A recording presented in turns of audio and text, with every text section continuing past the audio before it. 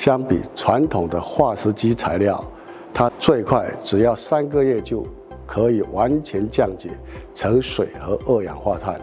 是替代一次性不可降解材料的理想绿色材料。目前，它已经被应用在物流、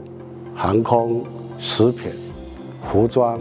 出版印刷等领域。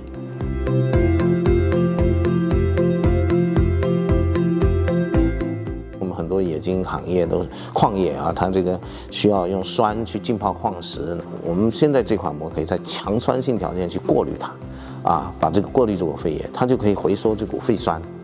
过滤完就是出来的酸就是干净的酸，可以回到前面的继续去浸泡矿石，那么就形成了一个绿色矿山的生产工艺，可以实现污染的治理，减少成本。所以我们现在有很多的膜产品，通过我们国外的一些合作伙伴，我们销售到国外去。